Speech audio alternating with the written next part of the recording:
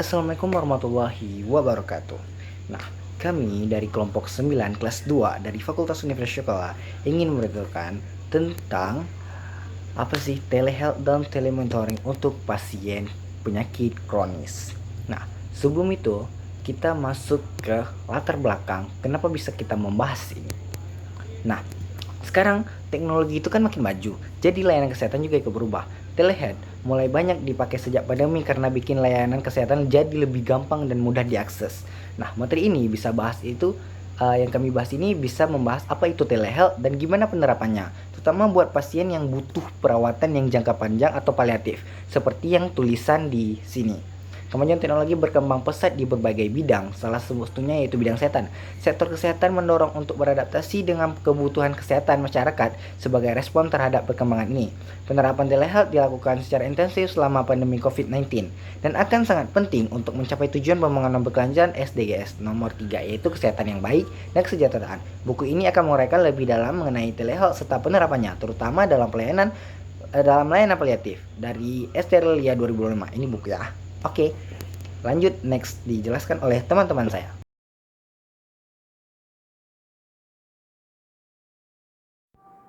Telehealth adalah layanan kesehatan jarak jauh yang memanfaatkan teknologi kesehatan untuk memberikan pelayanan kesehatan atau fasilitasi kesehatan, di mana tujuannya itu untuk meningkatkan aksesibilitas pelayanan kesehatan, terutama bagi masyarakat yang tinggal di daerah terpencil dan wilayah yang sulit dijangkau oleh fasilitas kesehatan. Maka dengan adanya telehealth ini, pasien atau masyarakat ini akan tetap dapat konsultasi, pemeriksaan, dan edukasi, serta pemantauan kesehatan secara efektif. Nah, media yang digunakan itu bisa melalui telepon, bisa melalui video call, dan bisa melalui pemantauan digital. Yang kedua tuh ada telemonitoring. Jadi telemonitoring adalah cara memantau kondisi pasien dari jarak jauh melalui alat digital. Pasien cukup mengirimkan data terpenting seperti tekanan darah, saturasi oksigen, atau hasil tes fungsi paru melalui perangkat yang sudah dihubungkan. Nah, jadi dengan sistem ini, tenaga kesehatan tuh bisa melihat kondisi pasien secara real time tanpa harus menunggu kunjungan langsung. Nah, jika ada yang berbahaya bagi pasien, itu tenaga kesehatan bisa memberikan respon lebih cepat sehingga komplikasi yang terjadi pada pasien itu lebih dapat dicegah secara awal. Pada slide ini, saya akan menjelaskan beberapa teknologi yang digunakan dalam telehealth dan telenursing. Pertama adalah telepon, smartphone, dan aplikasi pesan. Teknologi ini menjadi dasar komunikasi jarak jauh yang paling mudah digunakan. Perawat bisa menghubungi pasien melalui panggilan suara, mengirimkan pengingat minum obat, atau memantau keluhan harian melalui pesan singkat. Keunggulannya adalah akses yang cepat, murah, dan hampir semua pasien udah familiar dengan penggunaannya. Yang kedua adalah komputer dan internet. Teknologi ini yang memungkinkan pelayanan yang lebih lengkap melalui platform berbasis web. Perawat dapat mengakses data rekam medis, melihat hasil pemeriksaan laboratorium, atau memonitor data kesehatan pasien seperti tekanan darah dan gula darah yang dikirimkan secara digital. Komputer dan internet juga mendukung edukasi kesehatan seperti memberikan materi atau modul yang bisa diakses pasien kapan saja.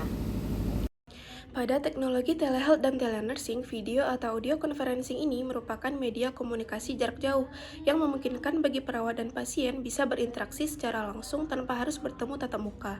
Nah, melalui panggilan video atau suara, perawat bisa memberikan edukasi kesehatan, memantau kondisi pasien, memberikan konsultasi, sampai bisa mengevaluasi pemberian terapi. Nah, teknologi ini sangat membantu terutama bagi pasien yang tinggal jauh dari fasilitas kesehatan atau yang memiliki keterbatasan mobilitas. Dengan video atau audio conferencing ini, pelayanan keperawatan tetap bisa diberikan secara efektif, cepat, dan lebih efisien. Oke, selanjutnya ada tujuan dari telemonitoring. Yang pertama itu yaitu deteksi dini eksaserbasi. Ini adalah membantu mengenali perubahan gejala lebih cepat sehingga intervensi dapat dilakukan lebih awal. Nah, yang kedua itu ada mengurangi kunjungan darurat dan rawat inap. Nah, dengan pemantauan secara rutin, kondisi pasien lebih stabil sehingga risiko memburuk dan membutuhkan perawatan intensif dapat ditekan.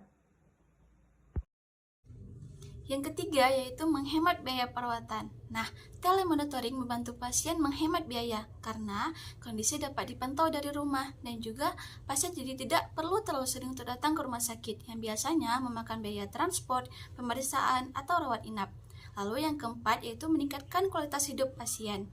Nah, dengan pemantauan yang rutin dari rumah, pasien jadi merasa lebih aman dan nyaman dan juga gejala bisa langsung ditangani sehingga pasien bisa beraktivitas dengan lebih baik. Selanjutnya itu ada manfaat telehealth dan telemonitoring. Yang pertama itu ada mengurangi hambatan jarak. Telehealth memungkinkan pasien mendapatkan layanan kesehatan tanpa harus datang langsung ke fasilitasnya. Contohnya melalui video call, telepon, atau aplikasi kesehatan. Dengan cara ini masalah jarak, baik karena lokasi yang jauh atau akses jalan yang sulit, maupun kondisi pasien yang tidak memungkinkan untuk berpergian dapat diminimalkan. Nah, yang kedua itu ada mempermudah akses ke layanan kesehatan. Dengan adanya telehealth, pasien dapat mengakses dokter, perawat, atau tenaga kesehatan lainnya kapanpun dibutuhkan, bahkan di luar jam layanan biasa. Pasien juga bisa mendapatkan informasi medis, edukasi kesehatan, hingga pemantauan kondisi secara cepat dan praktis melalui perangkat digital. Nah, adapun yang ketiga, membantu masyarakat di daerah terpencil atau minim fasilitas kesehatan. Telehealth menjadi solusi bagi wilayah yang kekurangan tenaga kesehatan atau fasilitas medis. Masyarakat di daerah diagnosis awal, pemantau penyakit, serta rujukan tepat waktu tanpa harus melakukan perjalanan jauh. Dengan demikian, kualitas pelayanan kesehatan menjadi lebih merata. Baik, saya akan menjelaskan manfaat telehealth dan telemonitoring. Yang keempat tuh ada memudahkan pemantauan pasien dan komunikasi dengan dokter dengan biaya lebih rendah dibandingkan dengan tatap muka. Jadi ini tuh dapat memudahkan pemantauan kesehatan secara berkelanjutan, seperti data vital pasien dapat dikirim secara real time ke tenaga kesehatan dan para dokter atau perawat bisa segera mengambil tindakan jika terjadi perubahan signifikan pada kondisi pasien, serta dapat menghemat biaya seperti mengurangi biaya transportasi dan administrasi rawat jalan. Nah, yang kelima itu ada mendukung edukasi dan keterlibatan dalam pengobatan. Nah, jadi di aplikasi telehealth itu sering menyediakan fitur edukasi dan pengingat serta meningkatkan kepatuhan pasien dalam proses pengobatan dan penyembuhannya. Yang keenam tuh perawat lebih efektif dan terintegrasi.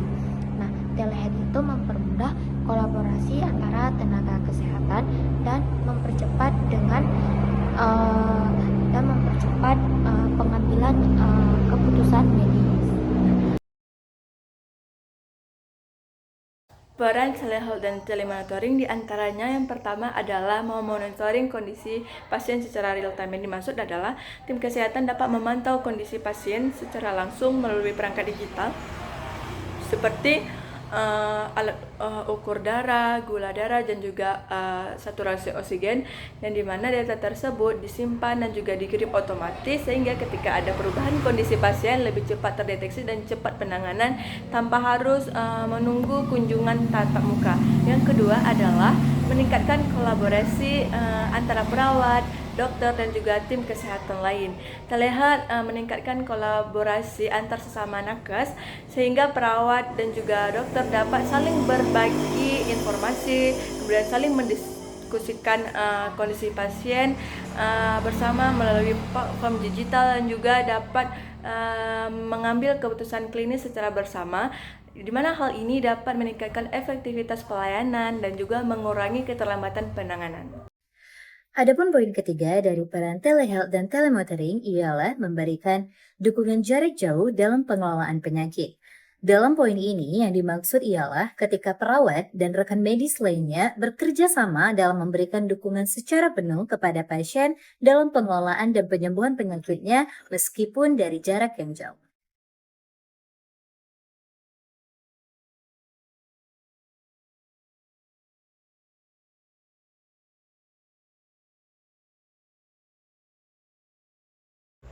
Nah, kesimpulan dari seluruh materi yang kami bahas adalah telehealth berfungsi untuk melakukan edukasi dan juga konsultasi kesehatan tanpa harus datang ke rumah sakit. Sedangkan telemonitoring berfungsi untuk memantau kondisi pasien secara terus-menerus dan mencegah sesuatu hal terjadi. Terakhir, kombinasi telehealth dan telemonitoring ini sangat berguna bagi pasien dan tenaga kesehatan, khususnya saat interaksi tatap muka itu terbatasi, misalnya karena pandemi, karena bencana, atau mungkin karena pasien yang diisolasi.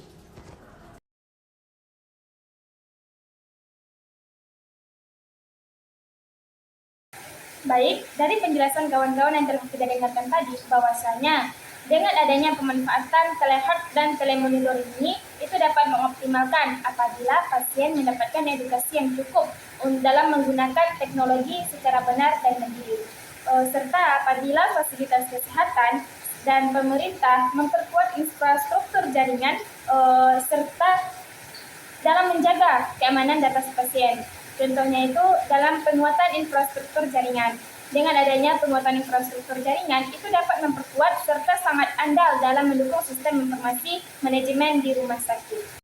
Saran yang kedua, tenaga kesehatan perlu dilatih dalam penggunaan telehealth agar layanan jarak jauh menjadi lebih optimal. Dan juga kolaborasi antara tenaga kesehatan, pasien, serta keluarga. Ini sangat penting karena tujuannya ini untuk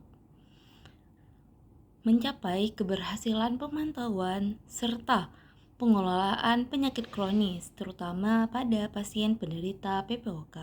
Jadi, telehealth ini sangat penting untuk tenaga kesehatan pelajari.